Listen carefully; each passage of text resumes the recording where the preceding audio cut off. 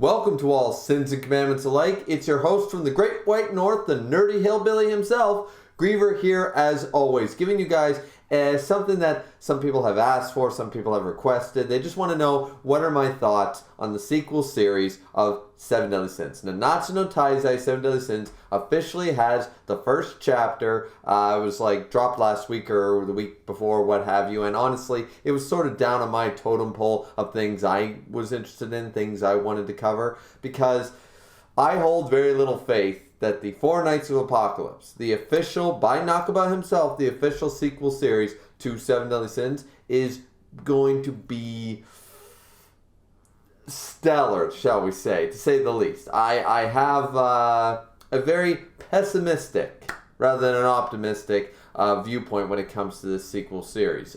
Maybe that's the wrong attitude to have, but you guys have to forgive me. I did cover this Seven Deadly Sins for a very long time, chapter to chapter, week to week, and post chapter 300 left me nothing. Nothing but bitterness was left post chapter 300. So unfortunately, the pessimism will follow me going forward with this series. But there's been one chapter dropped so far. It was roughly 50-60 pages, and it's giving us the premise of what the sequel series is going to be about.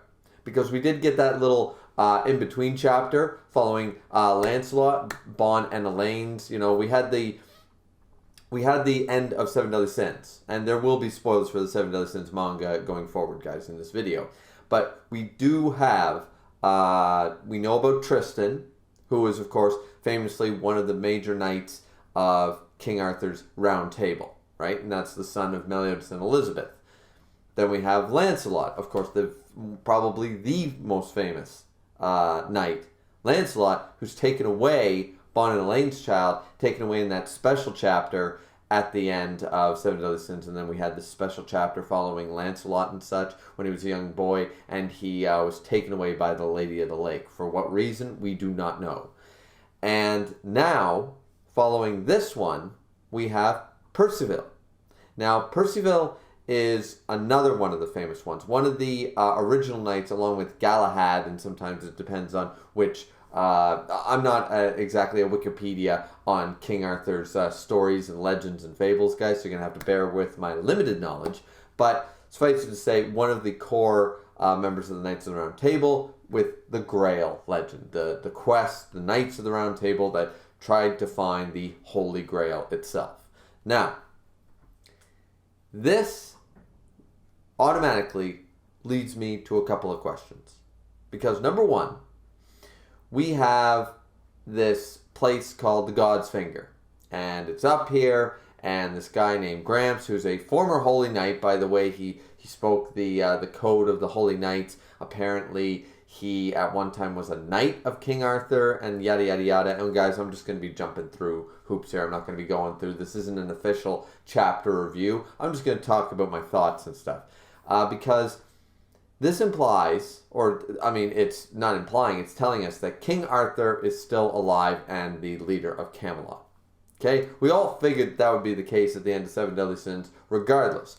But if you guys remember, he basically got the Infinity Stones at the end of Seven Deadly Sins. So, a little bit broken, little hard to convince me that there's going to be any type of plot going on that won't have power scaling holes all through it more than a piece of Swiss cheese.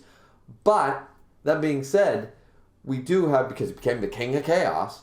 Now, I'm led to believe that this is roughly around the time of the end of the manga, maybe? Because I imagine that all of the knights, like the major ones, like you have Gawain, you have Galahad, you have Percival, you have Lancelot, you have Tristan, you have all these knights, right? I imagine they're all roughly going to be around the same age. They're all going to be, 20, or maybe anywhere from teenager up to in their 20s or something like that. Or even if they're still kids, like right now, Percival just turned 16 right here, right? And we've seen Tristan as young, and we've seen Lancelot as young, and et cetera, et cetera. So I imagine they're all roughly going to be the same age-ish. So I'm imagining that this is happening sometime around the end of the Seven Deadly Sins manga, maybe right around Lancelot's disappearance with the Lady of the Lake, maybe later on. I have no idea. We don't really have a time card or a timestamp to tell us when this takes place. All we know is that Camelot's still a place, King Arthur's still around, and that's basically all we get. Because we have this guy Balgus, who is apparently the grandfather and father of the knight that does show up, Ironside. The father, therefore, of Percival. Apparently, they betrayed their master. Now, Balgus corrects Ironside and said, I did not betray the master. I merely abandoned him. Now, thinking about this, I keep rereading this. This could be a translation thing. But it almost reads as if the master they betrayed and King Arthur are two separate individuals.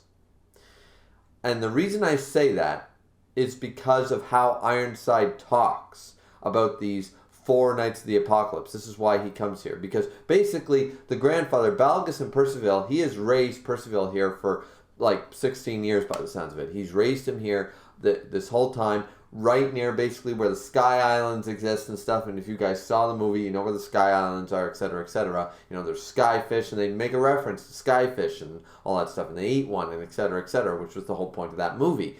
So they made that all canon, and that's fine, and yada, yada, yada. But apparently he's just been raising him here, training with them, nothing super special, and he's a former Holy Knight. Now, what goes on here, as I said, is that this Ironside guy tracks him down, trying to find him because a prophecy, an omen was made that King Arthur would meet his doom at the hands of the 4 Knights of the Apocalypse, or the 4 Horsemen. I mean, we can pretty much, it's not very super original. It's the 4 Horsemen of the Apocalypse, right? They're each going to represent pestilence, famine, death, and war, right? So, what have you. The thing is here is, once again, the way it reads is that they betrayed this master. Balgus argues that he didn't, but he did abandon him. Your side, so apparently Ironside and your side of them did betray the kingdom or the master, etc., whoever that was. And Balgus, who did apparently abandon them and run away to the God's Finger with Percival, but then it goes on to say, like, but this prophecy about the 4 Knights of the Apocalypse bringing doom upon King Arthur, and no matter how slight the possibility who they could be, like, our side is traveling around tracking them down to, by the looks of it, he just came there and killed Balgus. So his idea, Ironside's idea, is to kill all threats. So I'm starting to misunderstand something, right? And this could be a translation thing. Is that you could easily say, okay, King Arthur is the master, right? They're the Knights of Camelot, and they're the Holy Knights of King Arthur. Ironside betrayed King Arthur, and Balgus abandoned King Arthur. That's easy to say, but then none of this 4 Knights of the Apocalypse stuff makes sense. None of these omens. Why would he be, if King Arthur is still alive, and even if he was betrayed, why would he want to go off and kill the supposed 4 Knights of the Apocalypse? If that's what he was after, he betrayed this master, but if this master was King Arthur, why would he refer to him as our Lord King Arthur shall meet his doom at the hands of these 4 knights? And no matter what small chance, I came here to kill the potential that you would be one of those 4 knights. And maybe I'm reading that wrong. Let me know down in the comment section down below, guys. But I'm going to take on a limb here and say the supposed master they betrayed years ago is not necessarily the king. It could be the master of their swordsmanship. It could be somebody else famous. It could be, Gawain or somebody like that, or one of the other knights, or somebody who trained them. Maybe Meliodas was their master or something like that. Who knows? I don't know how deep into the 7 Deadly Sins they're going to get, because the 4 Knights of the Apocalypse, if they're supposed to bring doom upon Arthur, and maybe Arthur went evil, maybe he went rogue, and actually Ironside's the good guy all along, or what have, who knows? But at the end of the day, I read this a little confused at first, as you guys can no doubt tell, but I'm going to say for now that the master they betrayed and King Arthur are 2 different people. Until until I get some more chapters and some more confirmation on this stuff. Because pretty much he kills... So he says about these 4 knights, and I'm going to assume the 4 knights are going to end up being, but they're not exactly a bad omen, sort of like the 7 deadly sins are evil. It's like Bartra's ability. Maybe Bartra made this omen, but then it goes on to say that no, it's something completely different, just like the 7 deadly sins bring ruin, but they're not actually the bringers of the ruin, sort of idea. So they're the saviors, not exactly the ruiners. Prophecies are weird. When you get into omens and prophecies in any type of fiction, they always get weird, don't they? But in this case, I'm going to argue that it's going to be 3 out of 4 that we've already met. It's going to be Tristan, Lancelot, and Percival, right? And then the other one will be somebody else famous, either Gawain or Galahad or somebody like that, right? I'm good with that. That makes sense to me, and it's going to be topsy-turvy that, that's not exactly what the prophecy said. That's not exactly what the omen said. And that's not bad writing. That's fine. That's been done many, many times, and it's always a bad interpretation on one side that leads a holy war, like Ironside's doing, apparently, to track down these people, to kill them. This is reminding me very much of Ubel Blot. It's another manga series, a fantasy manga series. It's sort of R-rated. It's been going on a long time. Pretty good series. You guys can go check that out if you're interested in that type of, the medieval-esque, the betrayers, all that sort of fun jazz, right? Heroes versus betrayers. Who's truly a betrayer? Pretty good storyline there. But yeah, so overall, that's basically the premise of what happens. We're following Percival, who looks pretty dorky wearing this giant Viking hat that his grandfather wear, who's basically the size of Escanor, and he's just a little midget like Meliodas. And once again, Nakaba, I don't mind his art style, and art style is a big thing for me. You guys all know this. But my God, he cannot draw a single child that looks different than Meliodas. Like Tristan, Percival, Meliodas, all the exact same face. The exact same face. So, could you please just draw a different face? Seriously. Changing up the hair a little bit does not make me think anything different. Now, Percival has been trained and seems to be pretty strong in his own right, but he's clearly not overpowered like Meliodas. Balgus seems to be a strong holy knight, but Ironside seems to be on a different level. And that's how it goes. Ironside is Percival's father. He doesn't seem to care. We get sort of a Darth Vader moment here as he leaves after he kills Balgus and kicks and tries to kill Percival, or just doesn't care. He's like, he leaves him for dead, and then he walks. Classic villain stuff, right? He's going to bleed out anyway, and then he leaves.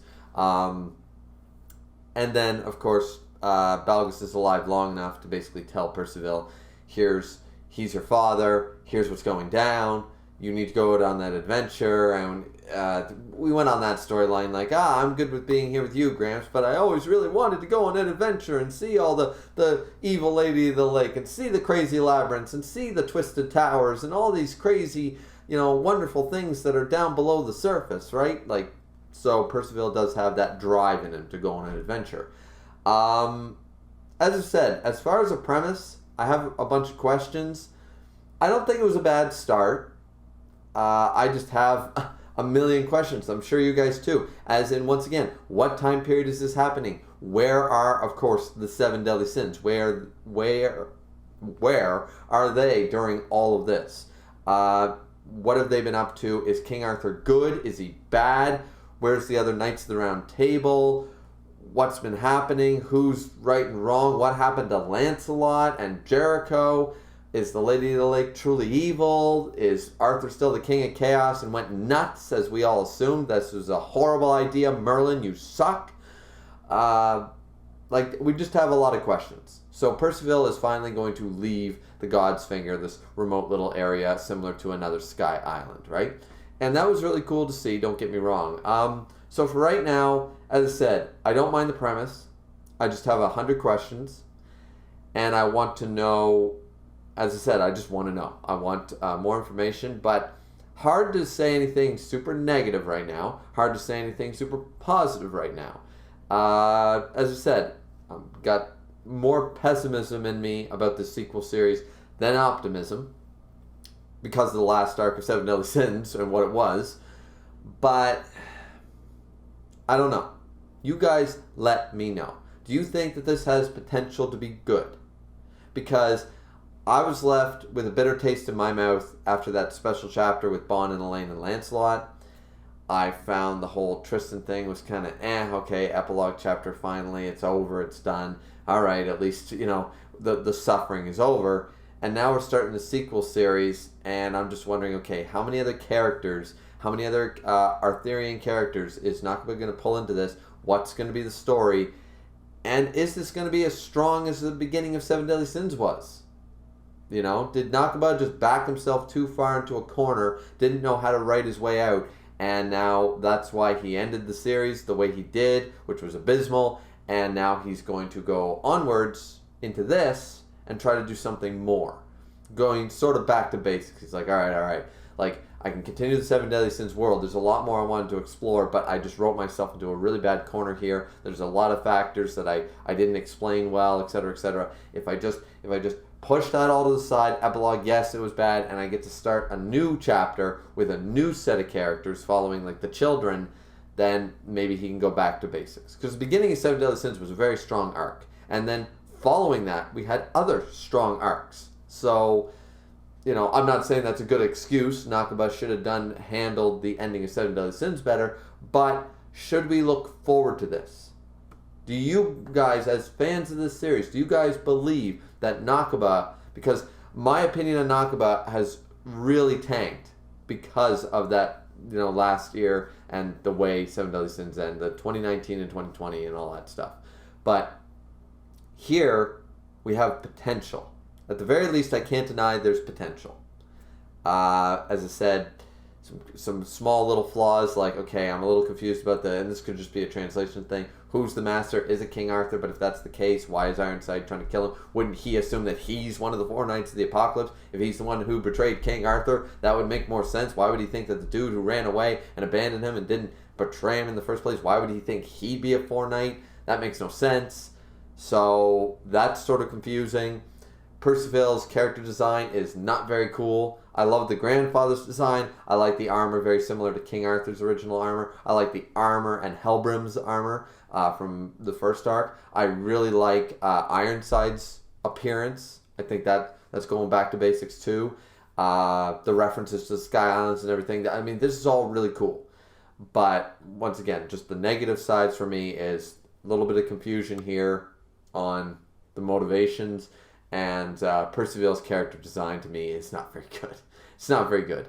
But that's just me. What did you guys think? This video wasn't intended to be like a 30-40 minute discussion. Just more, here are my thoughts.